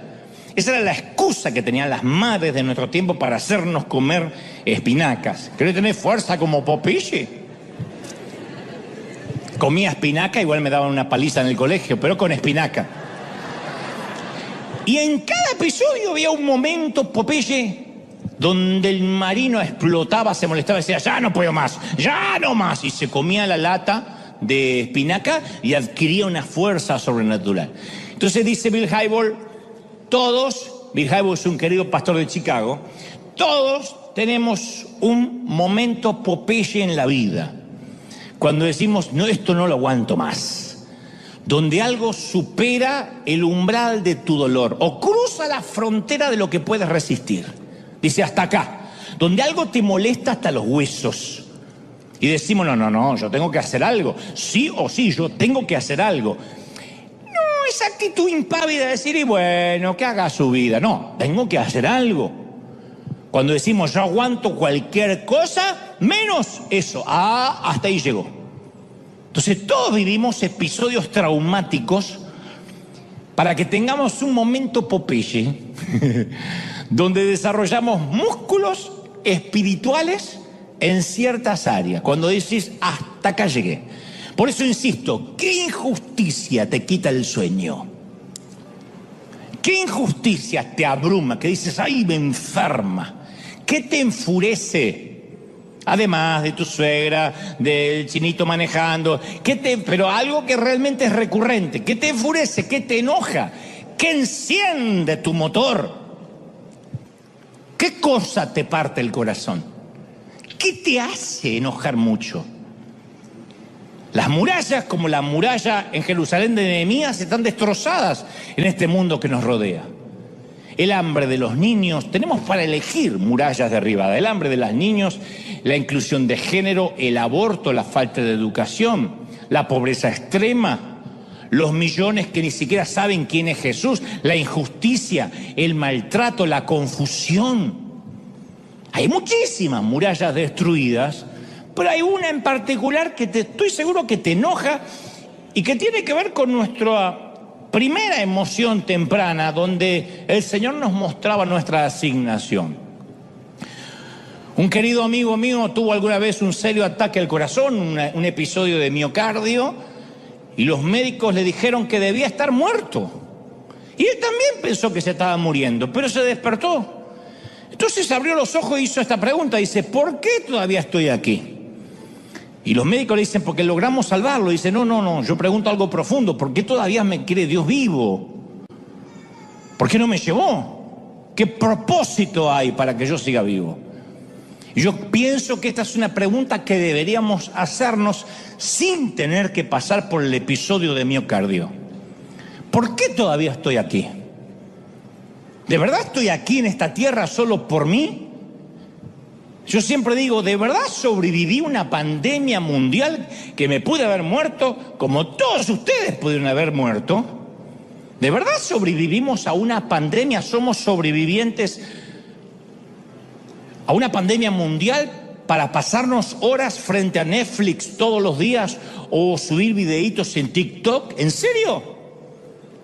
Para eso Dios nos dio más oxígeno. ¿Cuál es el propósito? ¿Por qué estamos aquí? ¿Por qué aún Dios te mantiene con vida y consumiendo oxígeno?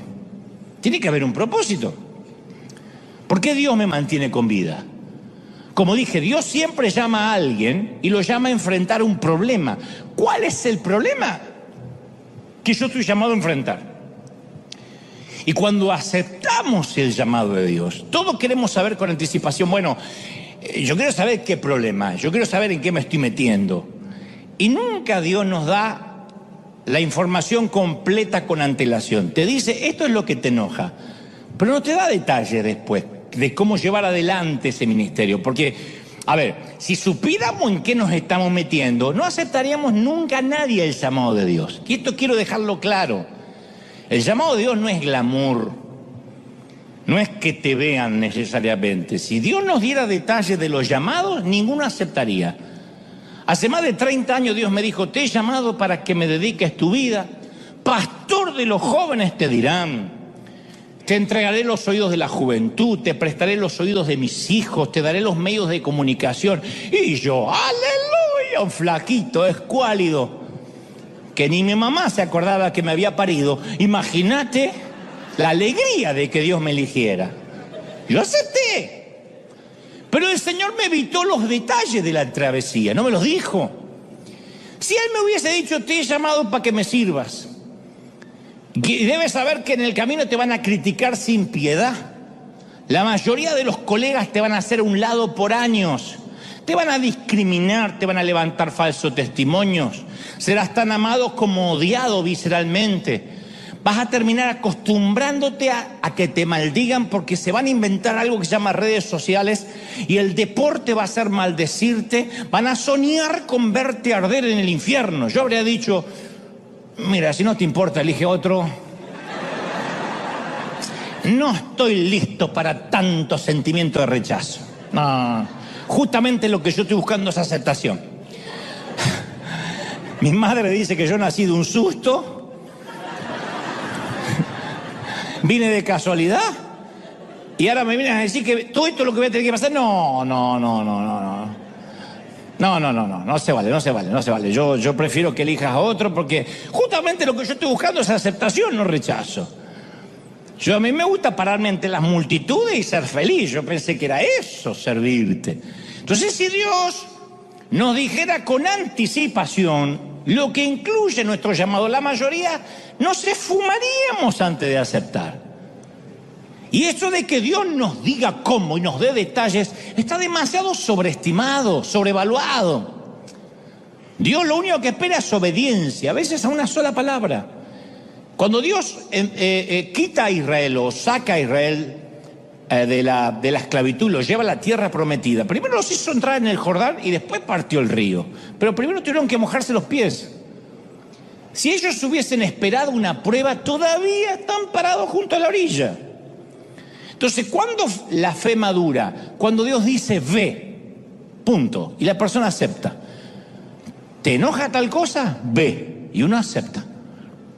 Entonces, cuando Jesús envía a los discípulos a cambiar el mundo, ayer estaba leyendo el Nuevo Testamento y descubrí, bueno, no es que descubrí, el Señor me mostraba dos problemas muy notables que yo no los había notado antes. Ayer el Señor me decía, léelo otra vez, hasta que lo descubrí o se abrieron mis ojos y pude ver algo que no había visto. Cuando Jesús envía a sus muchachos a cambiar el mundo, solo quedaban 11 discípulos. Recuerden que Judas ya había traicionado a Jesús. Y el número 12 era el reflejo de las 12 tribus de Israel. El 12 es el número de la plenitud, de la preparación. Es el número de la exactitud. Y cuando Él los manda, tenían un jugador menos. Tenían 11 jugadores. Le faltaba uno. Ahora, no era solamente que tenían la cantidad inadecuada. Mateo 28:17 dice, cuando vieron a Jesús, le adoraron, pero algunos de ellos dudaban. O sea, no solo tenían un problema con la cantidad, sino tenían otro problema, la calidad. No solo no tenían discípulos suficientes, sino que los que había no creían lo suficiente. El número 11 renguea, no es perfecto como el 12. La iglesia de Jesús, la que Él envía al mundo, es una iglesia onceada, imperfecta, falible, incierta, llena de dudas. Y este es el grupo que Jesús elige para cambiar el mundo. No dice, primero lleguemos al número suficiente, reemplacemos a Judas. No dice, no, primero consigamos la fe suficiente. Él dice, vayan. Vamos a trabajar en la fe y vamos a trabajar en esto del número mientras ustedes se ocupan de obedecer. Entonces en la Biblia, cuando Dios llama a alguien a que haga algo, nadie responde, sí, Señor, ya era hora, quería. No, yo estoy más que listo. Nunca. Cuando alguien dice que está más que listo para un llamado, es posiblemente que nunca recibió un llamado o no entiende lo que significa un llamado. Moisés dijo, yo no tengo facilidad de palabras, se me traba la lengua, se me enredan las palabras. Éxodo 4:10. Gedeón dijo, ¿cómo yo voy a rescatar a Israel si mi clan es el más débil de toda la tribu de Manasés? Soy el menor en importancia de mi familia, soy un susto como Dante, dijo Gedeón. Jueces 6:15. Abraham dijo, ¿cómo yo voy a poder ser padre a la edad de 100 años? Génesis 17:17. Lo que le estaba diciendo Abraham a Dios, Señor, si quieres hacer el milagro, arréglate, pero no cuentes conmigo, yo tengo 100 años. El que entendió, entendió, y el que no, pregunta en casa. Jeremías dijo, oh Señor soberano, soy demasiado joven, en Jeremías 1:6. Isaías dijo, todo se acabó para mí, tengo labios impuros, Isaías 6:5. Esther dijo, ¿de verdad? Cualquiera que se presenta ante el rey sin una invitación está condenado a morir, en Esther 4:11. O sea, demasiadas dificultades para expresarse, demasiado débil, demasiado viejo, demasiado joven, demasiado pecador, demasiado peligroso. Si para ponernos en marcha esperamos sentirnos completamente listos para lanzar mi llamado, vamos a esperar hasta el día que nos muramos. Lo que te hace movilizar es lo que te enoja. Jesús nunca dice, ve porque estás listo. Él dice, ve, yo iré contigo. Ve y yo voy contigo. Y otro de los grandes problemas que tiene el camino donde Dios nos envía es que tampoco está muy señalado. No hay muchas señales en el camino.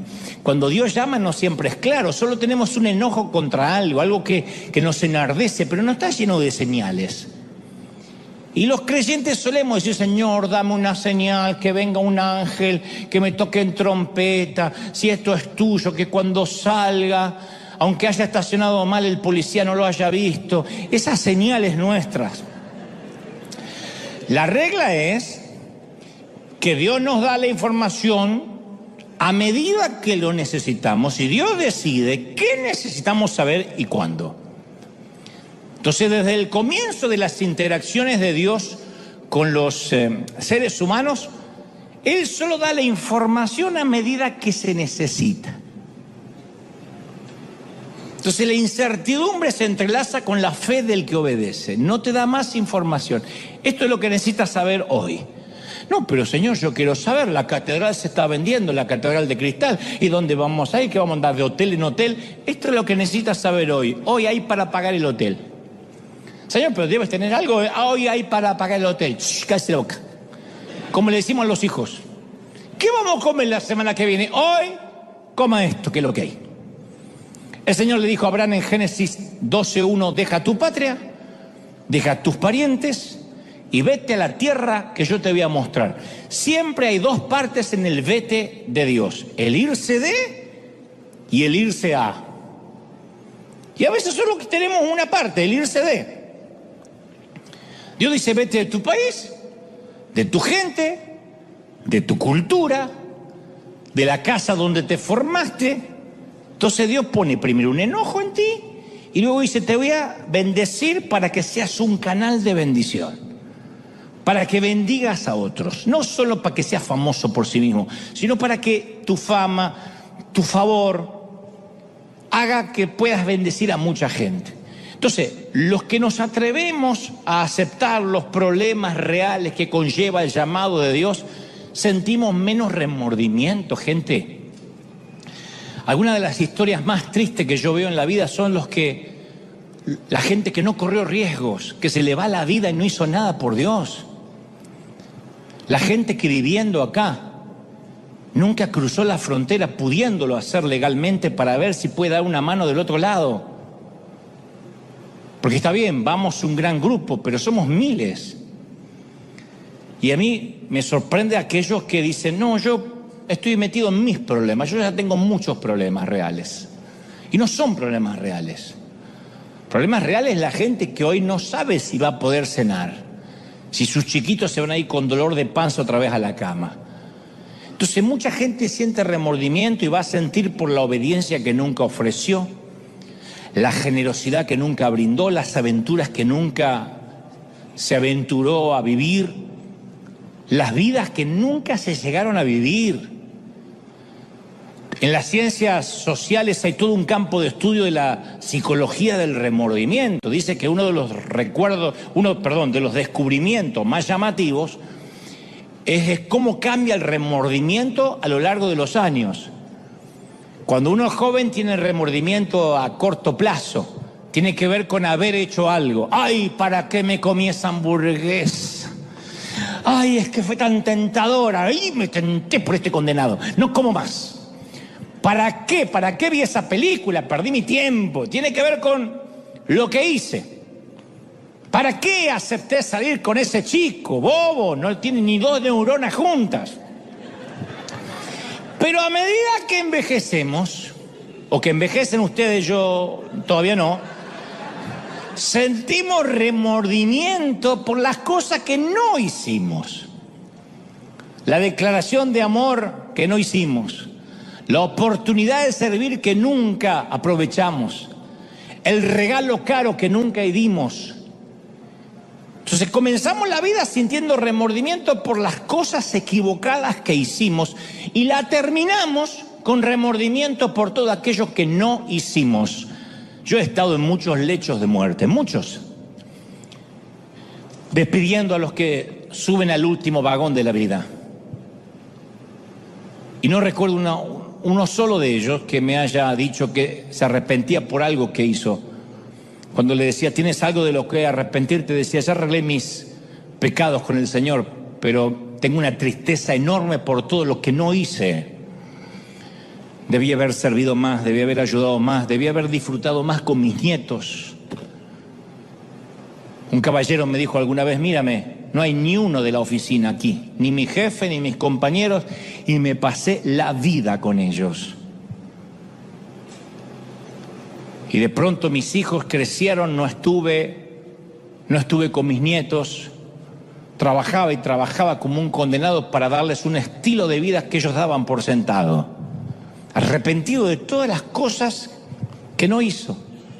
Por eso insisto, el perfeccionismo es el gran enemigo del crecimiento espiritual, porque no siempre vas a estar listo para empezar lo que tengas que empezar.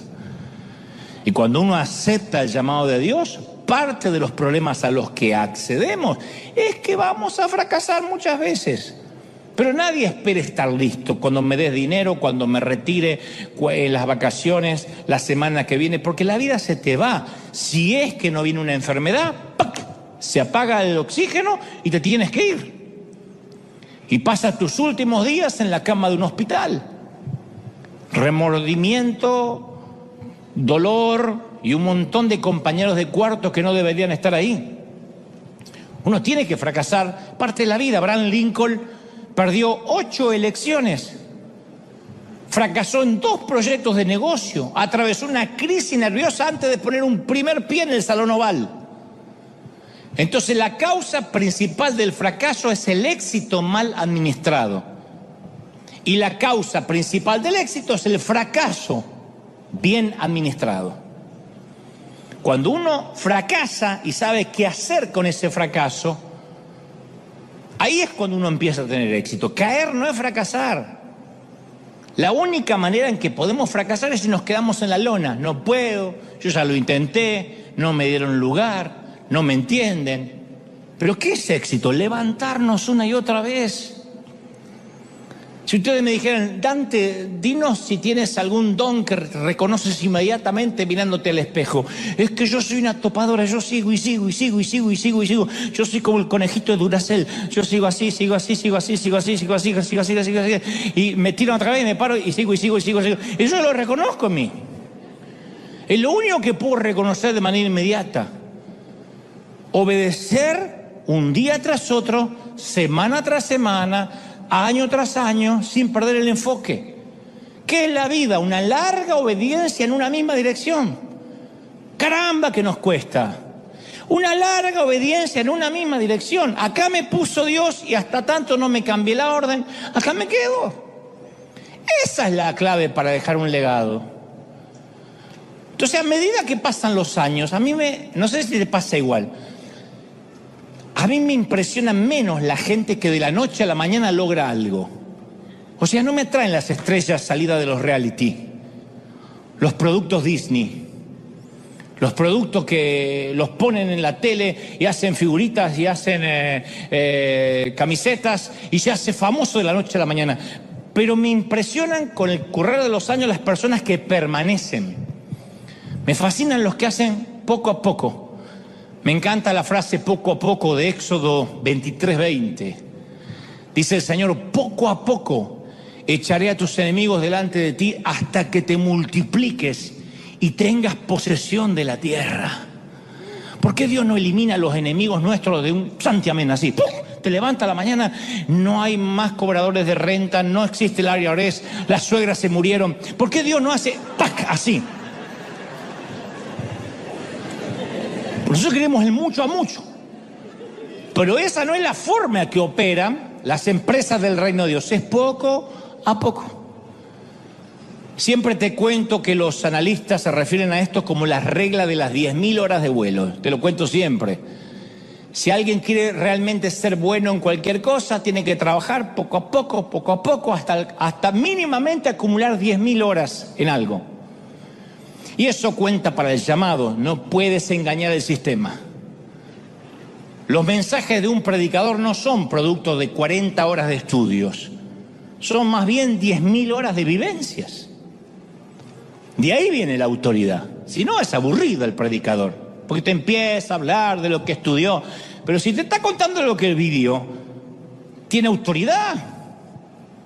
Mira, yo amo la frase, guárdate el consejo hasta que te lo pida. Me indigna, me estoy poniendo viejo, yo sé, pero me indigna aquellos, esos que van por la vida, se levantan a la mañana recorriendo redes sociales ajenas para decirle qué hacer, cómo vestirse, todo. Cuando uno no les dio vela en el entierro, pero ellos se meten igual. ¿Viste esa gente que dice, hoy me levanto a aconsejar? ¿A quién? A nadie, a los que sienta. Nadie le pide consejo. Ya, señora, duerma, se les digo alguna, porque ya. Y eso cuenta para mí mismo. Yo no doy consejos si no me lo piden. Digo, de manera personal.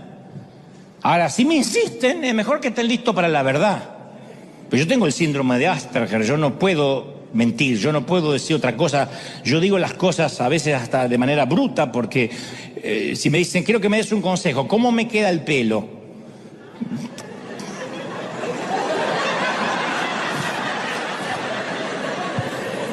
¿Qué sé yo? ¿Que te agarró viento de un solo lado? No sé.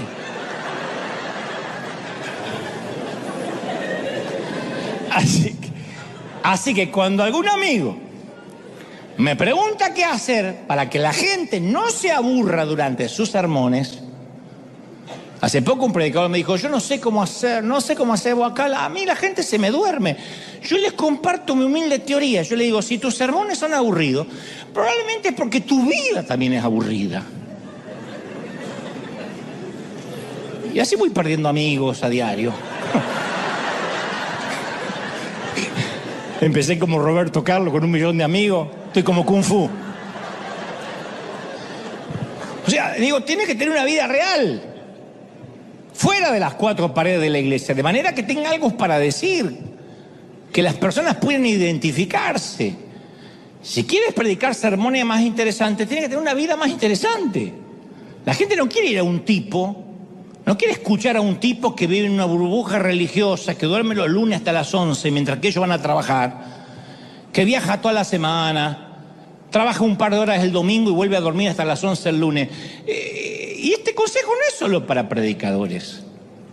No importa qué seas, qué es lo que hagas, tu vida es un sermón. Tu vida es una traducción única, una versión única de la Biblia. Tú puedes ser la única Biblia que algunas personas van a leer. Por eso, cuando algo nos molesta o algo nos indigna recurrentemente, es para que identifiquemos el llamado y luego tenemos que obedecer ese llamado, aunque no estemos listos, y adquirir las 10.000 horas de vuelo durante el camino. Pero nadie puede tener las 10.000 horas de vuelo antes de volar.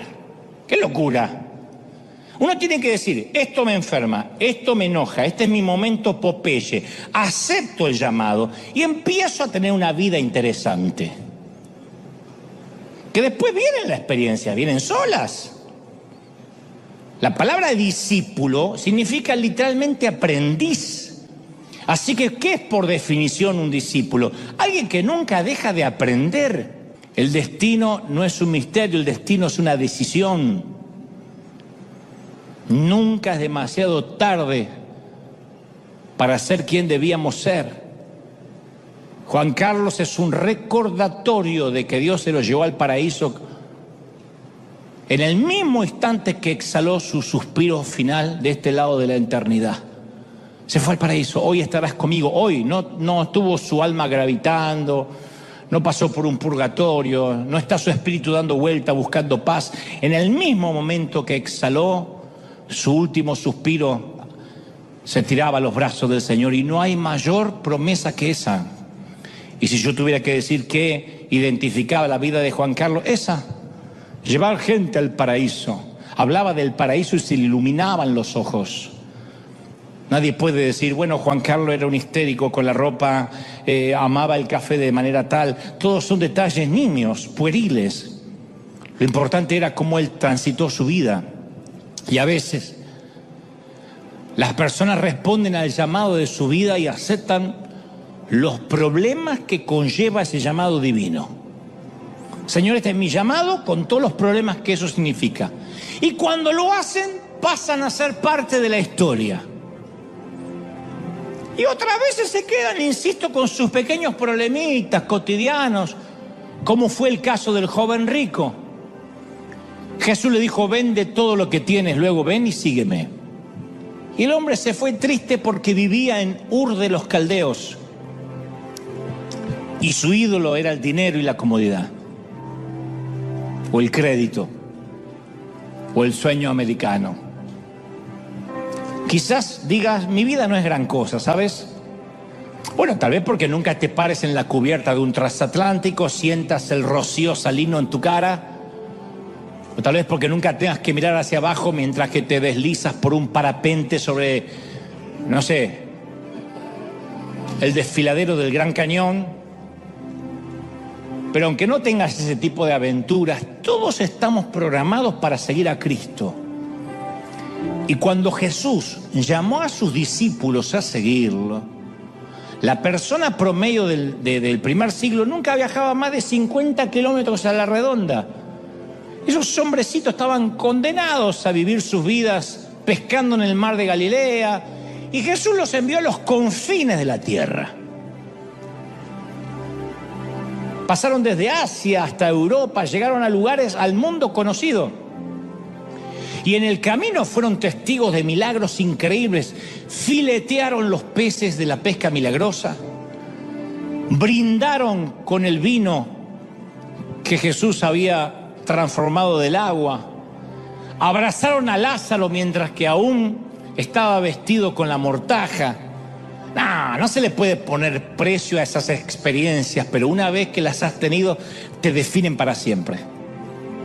Y al final de su ministerio, antes de que Jesús ascendiera al cielo, habla con sus egresados. Era el día de la graduación.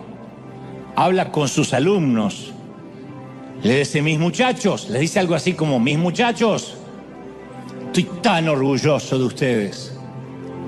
Van a viajar por el mundo. Se van a presentar ante reyes. No tendrán ni un centavo, pero serán exageradamente felices.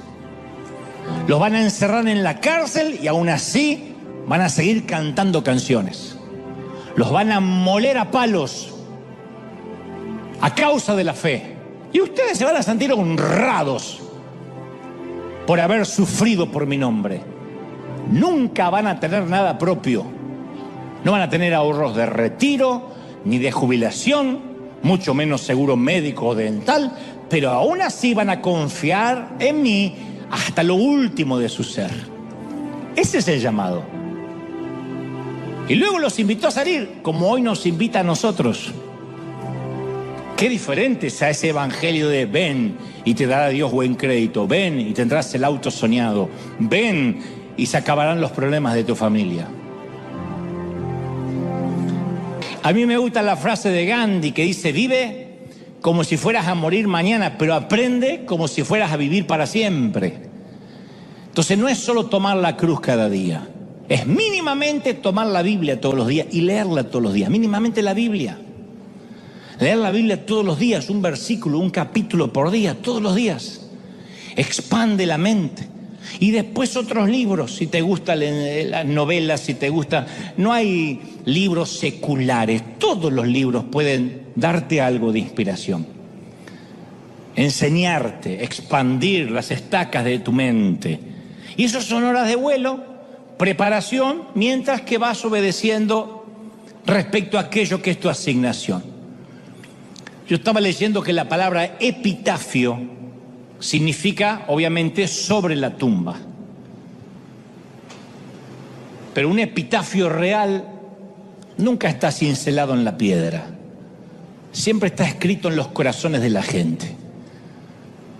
Y he descubierto con la edad que el legado no se mide por lo que logramos durante nuestra vida en la tierra. Un legado se mide por las vidas que son cambiadas mucho después que nos hayamos ido.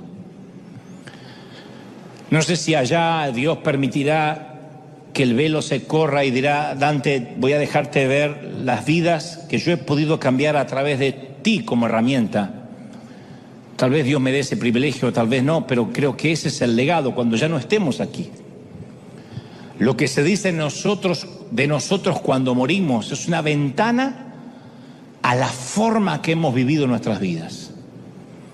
Entonces los epitafios revelan lo que cada uno tiene adentro y el impacto que dejó en el mundo con eso que tenía adentro.